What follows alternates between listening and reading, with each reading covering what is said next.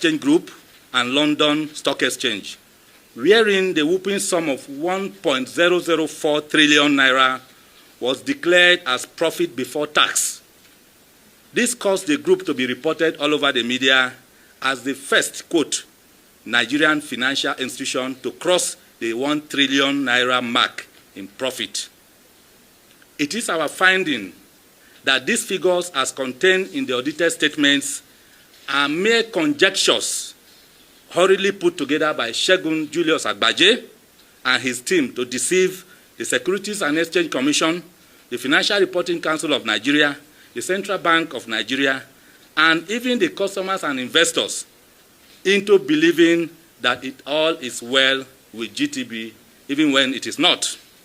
Ladies and gentlemen, there is no gainsaying the fact that Guaranty Trust Bank Limited has become notorious over the years for engaging in deceptive accounting practices to artificially inflate profit figures. For example, no substantial pieces of evidence was presented by Segun Agbaje to support the assertion that GTCO PLC made over 1 trillion naira in profit as at 30th June 2024. Even at that, it is very possible that the figures were generated through the process called round-tripping. This is a process where funds are moved in and out of the bank through different accounts or entities to create an illusion that there are legitimate transactions going on in the bank.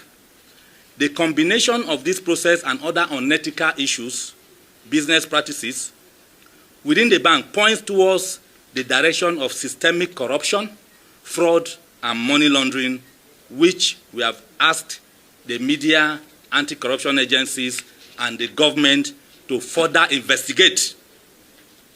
It is feared that such ugly situation, if not properly checked, could have the tendency of not only undermining customers, investors' confidence in the bank, but pose significant risks to the stability of Nigerian financial sector. Surprisingly, Segun Julius Agbaje did not tell Nigerians that the corporate image of GTB Limited has been terribly battered and shattered in many foreign countries where it is in operation.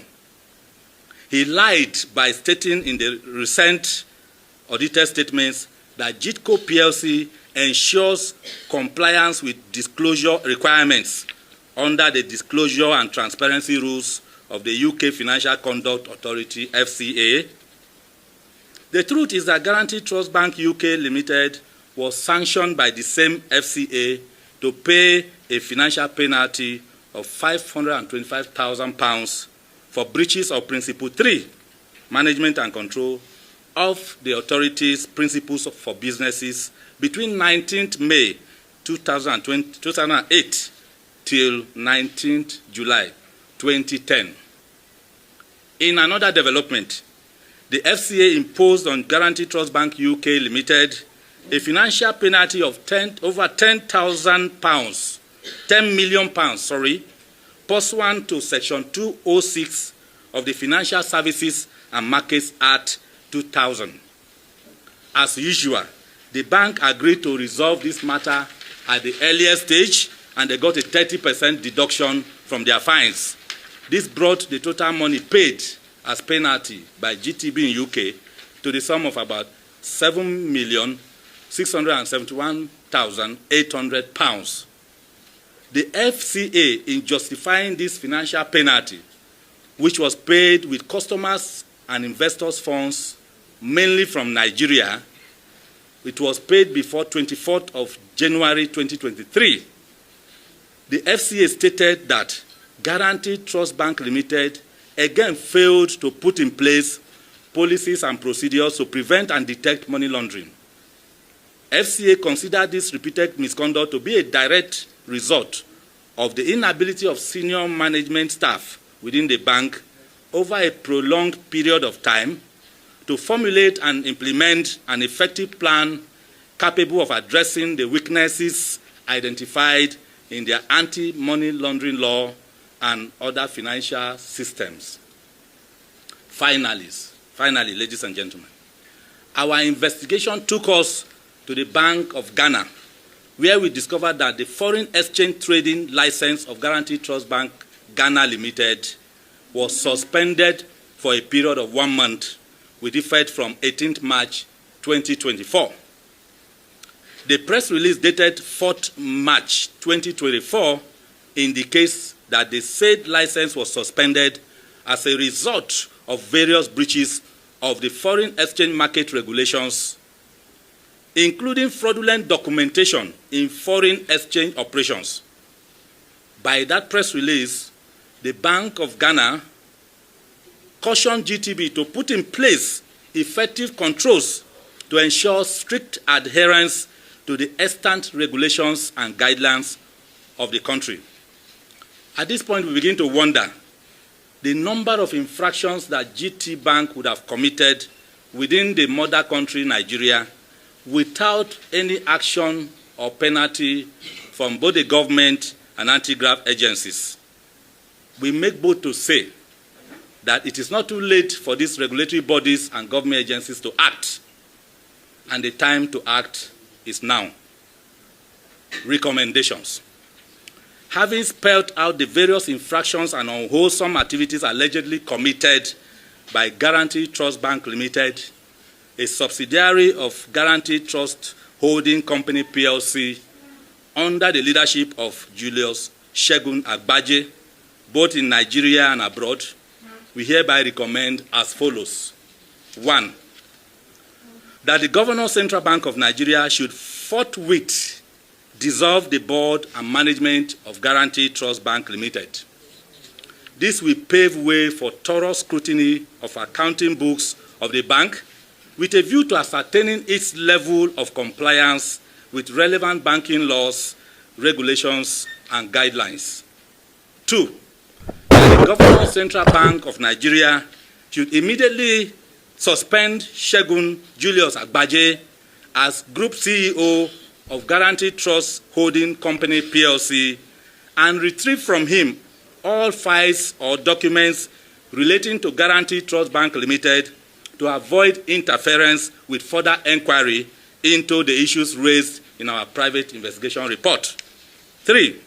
That if found wanting in any area of corporate governance, the Central Bank of Nigeria, acting jointly with the Economic and Financial Crimes Commission, the ICPC, the NFIU, the DSS, should decisively deal with Segun Julius Agbaje and prosecute him, just like Mrs. Cecilia Ibru, who practically milked the defunct Oceanic Bank PLC dry, even before the banking consolidation era under Obasanjo regime and Goodluck Jonathan's regime. Number 4, that the Nigerian Deposit Insurance Corporation, Securities and Exchange Commission, Nigerian Stock Exchange, as well as Financial Reporting Council of Nigeria should urgently step into the affairs of Guaranty Trust Bank Limited with a view to safeguarding customers and investors' funds and portfolios before the bank fails completely. 5, that the Senate Committee on Banking, Insurance, and Other Financial Institutions, working with the House Committee on Banking and the House Committee on Banking Regulations, should jointly or individually on their own convene a public hearing whereat Segun Julius Agbaje will be summoned to appear and defend the weighty allegations contained in our private investigation report. 6, that the UK National Crimes Agency, the Crown Prosecution Service, the Financial Conduct Authority, the Financial Ombudsman Service, the British Prime Minister, the Governor of Bank of England, the US Department of Justice, the US Securities and Exchange Commission, the Federal Bureau of Investigation, the US Federal Reserve Board, the British High Commissioner to Nigeria, and Governor of Governor of Bank of Ghana, should shut down all operations of Guaranty Trust Bank in their territories. By so doing, GTB will be prevented from turning the United Kingdom, the United States of America, and Ghana into a safe haven for money laundering, terrorism financing, and other sundry economic crimes. 7, that in addition to the above, the UK National Crimes Agency, the Crown Prosecution Service, the US Department of Justice, and Federal Bureau of Investigation are requested to commence prosecution of Segun Julius Agbaje in line with the appropriate laws for all the infractions he has used GTB to commit within the territories of both the United Kingdom and that of the USA. Finally, number 8, that all the properties acquired by Segun Julius Agbaje using proceeds of crime in Nigeria, United Kingdom, USA, and other parts of the world be confiscated and forfeited permanently to the federal government of Nigeria when he is found guilty.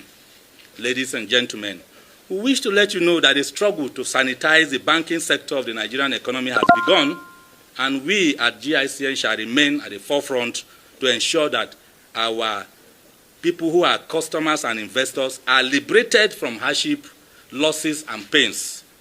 Copies of our PIR, we have made them available here, and they will be distributed to the media. The reason for that is for you to carry on more inquiry. We are not lying. We are not talking out of point. We have documents to back whatever we have said in this press conference. So I want to thank you so much for coming today. And as we go on with this journey by next week, we will invite you again to join us. Thank you, and God bless you.